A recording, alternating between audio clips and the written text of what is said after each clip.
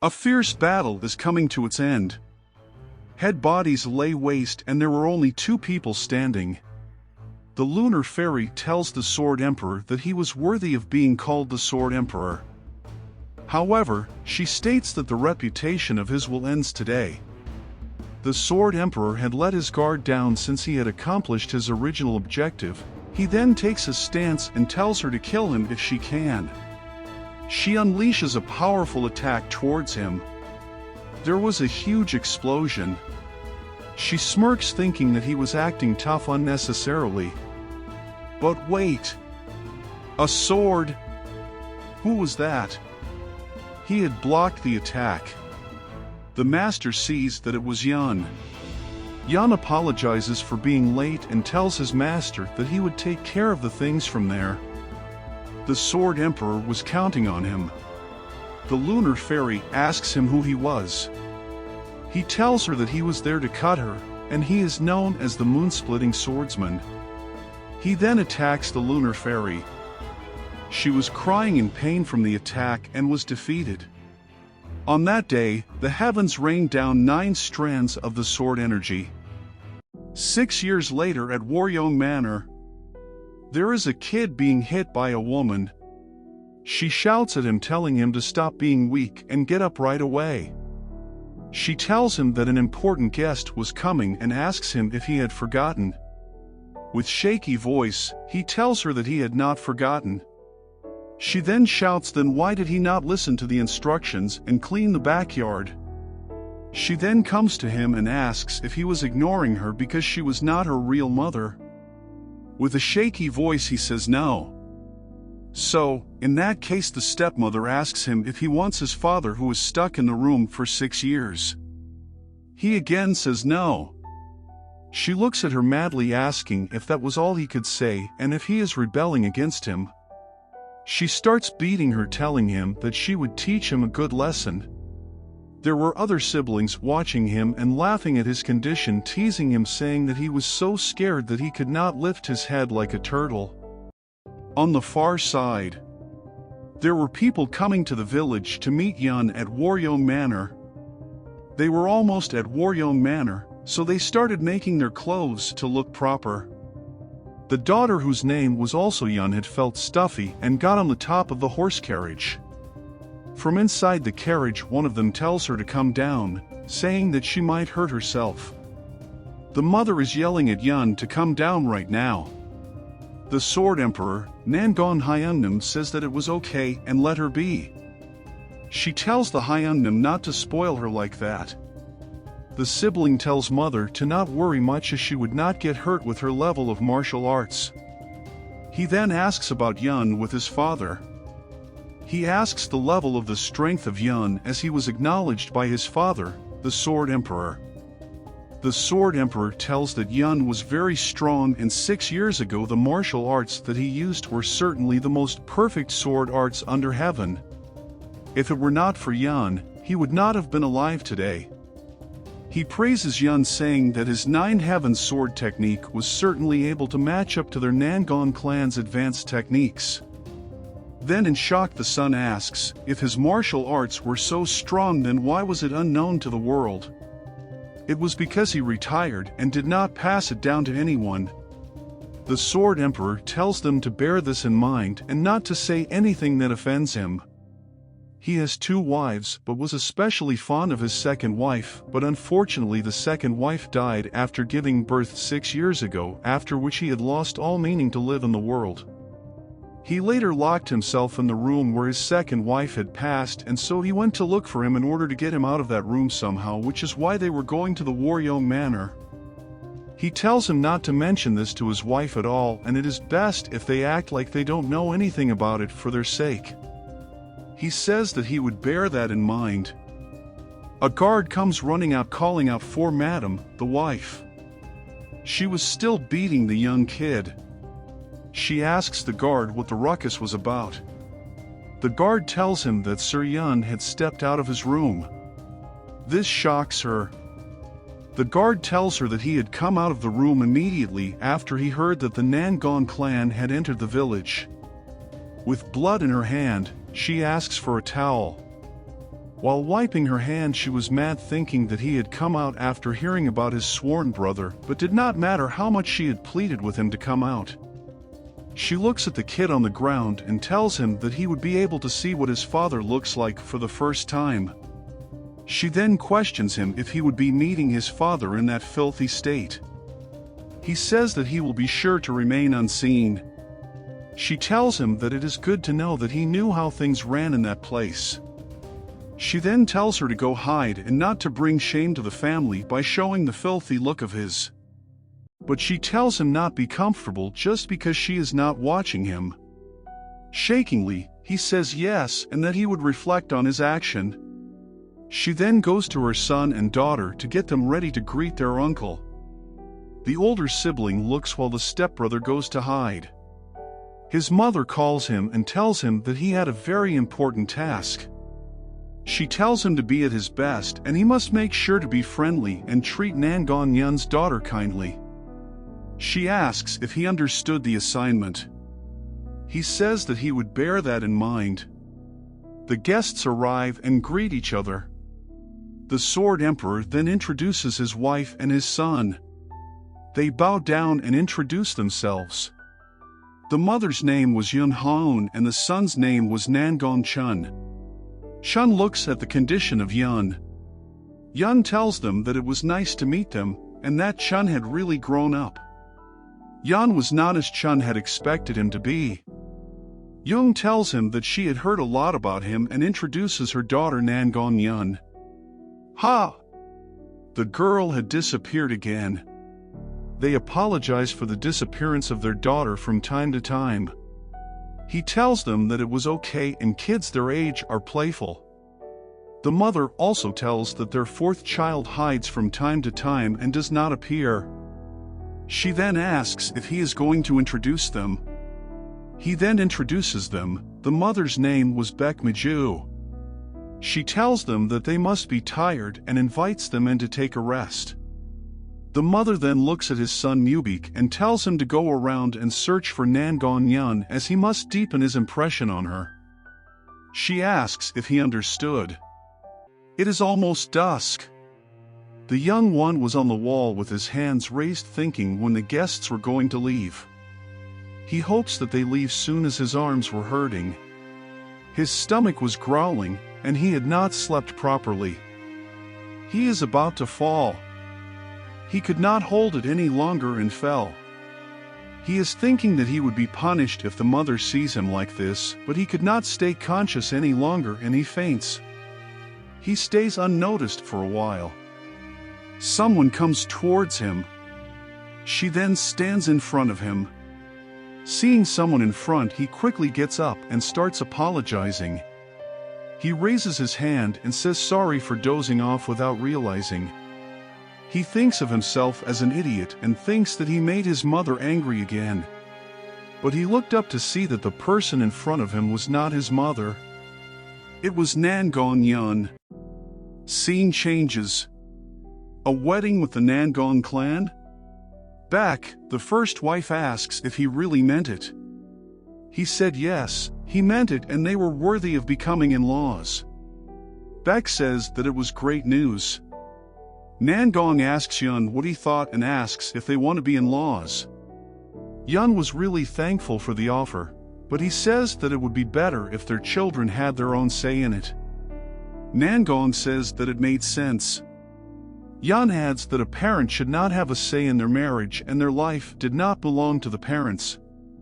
Baek was furious at Yeon for letting such an offer pass by and said all that. She thinks that she was the one who had always worked hard for their family. She then turns to Nangon and tells him that their children might actually like each other. Nangon agrees as he says that they will be meeting more often. She then asks for a favor from him. He tells her to speak freely. She says that she would like the Nangon clan to teach his son, Mubik. They ask what they mean by that. Nangon laughs and says that Yeon clan had its own advanced techniques and besides that was not something that he could decide on. Yeon tells that he would like to ask the same thing as well. If it was not inconvenient for them then he wished for same thing too. Nangong asks if it is really okay for Yeon's eldest son to not inherit his technique. He says that his martial arts were not as difficult as the Nangong, and he was sure that his eldest son had already memorized the Nine Heavens sword technique. Nangong asks if he was lying to him, as he saw that mastering that technique was not an easy feat to achieve.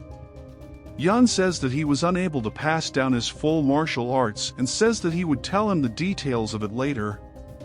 Just then Yeon gets a sudden pain and starts coughing. All of them are startled by this and call a physician, calling him to wake up. At the backyard of the Waryo Manor, Mubik is looking for Lady Yeon, but she was nowhere near his sight. He hears someone talking and goes to see that his sister was bothering the elder son of the Nangong family, Chun. She is asking him if he met his archenemy and killed him. Chun asks where she heard his from. She tells him that she read it in the novel. He tells him that he is indeed the person from the novel, but he does not kill his enemies. Mubik comes running towards them. He apologizes to Chun on her behalf. He then introduces himself, and the girl introduces herself too as Sealju. Mubik tells his sister to stop bothering Chun. She talks back, saying that she was being polite. They then start badmouthing each other. Chun is confused as to what he should do. He watches as they fight. Mubik realizes that he was watching and immediately apologizes for the rude manner. Chun says that it is okay. Mubik then asks Chun if he had seen his sister, as he wanted to meet her and be friends with her. He tells her that he wanted him to be friends with her and was searching for her too. They then plan to search for her together. He tells them that she is a little ill in her heart and hopes that she might get better if she had some friends. The little girl follows him, saying that she will cure her. The youngest one thinks who she is and sees that she was very pretty. But wait a minute, he remembers his mother saying that some important guests were coming and that he should stay out of their sight. He is afraid of what he should do, and thinking that she would definitely punish him, he runs away from her. She is confused seeing this and rushes towards him and grabs him. He falls on the ground with a simple pull. He was still apologizing. Yeon thinks why he was constantly apologizing. He fell down with a simple pull. Had he not learned any martial arts? The bruises all over his body did not seem to be the result of training. He did not seem to be getting proper food either, but his red hair was identical to that of the moon-splitting swordsman. She thinks that he was his child. But why was he so afraid? She sits down and tries to reach him, but he is very afraid of that. She then realized that he had never once received proper care. She then pats his head. He thought that he was getting hit, but he was all right. She then asks him his name. He tells her his name is Yeon Juk-Ha. She tells Juk-Ha that she will protect him. Hearing this, tears started to roll out of his eyes. She looks at him as he cries out wholeheartedly for the first time. She then hugged him, telling him it was okay. She hugs him until he stops crying. Then after, she reaches out for him and takes him with her. There was a hole in the wall, and she goes through it and reaches out to him. He then goes through the wall too. She grabs his hand and takes him to the market. He sees some stick food. She then notices this and buys him some stick food. He had never had this kind of food before. She was smiling, looking at him. She then notices some people with swords. Juk-Ha notices that they were from his household and lets go of Yeon's hand. But she still grabs onto him. Yeon was conscious. He asked the Sword Emperor Hyungnam if he was worried. He says that he was, and he had never thought that he would be in that state. Yeon says that he had nothing to say. He was in a terrible state and was not able to take care of his own body. Hyungnam tells him to stop talking smack and recover fast for his clan and his family. He says that his clan's feast is conveyed through the Nine Heavens Wise Woman mirror, but now he could not see anything through the mirror. It was due to the disappointment from how pathetic his eldest son was. On the day he stopped seeing anything from the mirror, his wife had died too, leaving behind a child who resembled him. But he did not have the courage to see the child, as he felt like he would resent it despite knowing that it was not the baby's fault she left the world. He says that he is truly pathetic. Hyungan tells him that it is enough, and he is not used to Yeon being weak. Yeon then tells him that he had a request. Hyungan tells Yeon to not push hard and stay in bed. Yeon tells that he leaves the children to his care. Hyungan tells him to stop talking this way. Yeon tells him that they are just poor kids who did not receive their father's love, and for the first and last time it was his request to him. He then agrees. Late night, the mothers looked at the main gate as the guards came, saying that they had found the children. June asks her daughter where she had been. Baek notices that Juk-Ha was with her. June goes to Yeon and asks if she is hurt anywhere. She looks at Juk-Ha and asks who that child is. The stepmother comes rushing toward him and acted like she was worried about her, tells him that she was very worried about him. Juk-Ha was shaking. Baek looks towards Yeon and thanks her for finding Juk-Ha. She looks furiously towards her. Just then her brother comes, saying that he had searched everywhere for her. He had thought that she climbed the roof again. He then notices that Yeon was holding hands with a child. She then looks back and sees Mubik. He also sees that she was holding hands with Juk-Ha and was confused. Then Chun says that they must be tired and that they should go in. Yeon finally lets go of Juk-Ha's hand. After they go in, Juk-Ha is all scared. Baek scolds her, looking around if anyone is watching them. He asks for an apology. Just then she looks at Yeon and calls her a B word. July that year, the moon-slashing swordsman Yeon Mur-yeong did not get up from his sleep and had breathed his last breath. In order to solve the absence of the eldest son after Yeon Murang's death, Baek called in 20 warriors from the Baek family to the Crouching Dragon Estate. The warrior from the Baek family became the Crouching Dragon Estate's armed force that went by the name White Tiger Squad. And to take the place of Yeon Mubik, who left to train in the Namdong clan, Baek Miju unquestionably became the owner of the Crouching Dragon Estate. At the Crouching Dragon Estate outside the building, Baek is searching for something. She asks her guard if he found it. He said that they had thoroughly checked the entire estate, but they did not find the martial book of Yeon. She was sure that her husband had mentioned an advanced technique. She then orders the guard to put everything related to her husband in the storehouse and make sure that she never sees it. The warrior tells her that they would get to it immediately. He then orders all the men available to gather in front. She then tells him to wait, and while arranging the goods to put Juk-Ha away as well. Juk-Ha is begging the guards to spare his life. The guard throws him in the warehouse with his father's things. The guard tells him that it was his home from now on and tells him not to resent him, as he had to make a living too. Juk-Ha asks for help as the guards tell him that there was nothing he could do and closes the shed. Juk-Ha is banging on the door asking for help and crying. He then looked back. It was all dark. He was all scared. He questions how long he should be in there. He had fallen asleep. It is the next morning. He sees that bread and a bowl of water slide in from the small hole. He wonders if he could eat it. He was very hungry, so he could not stop himself from eating it. But it tasted bad, and it was hard as stone. He then notices something flashing at the end of the room. He went to see it while the light was still there. He sees that something was glowing on the wall. He took the curtain off. It was a mirror. But it was all dusty and he could not clearly see through it. He then wipes the mirror with his cloth. He pities that the mirror was abandoned too. The mirror was all clean. He looks at it and the mirror smiled back at him. He was scared seeing this and cried out for help. but the guard outside could not care less. Thank you for joining us in this recap journey. If you liked the video, don't forget to hit the like button. Comment if you have suggestions, want more of the series. Don't forget to share it with your friends. Do subscribe if you want more similar content. This is Universe Nexus, your passport to the immersive realms of anime and manga.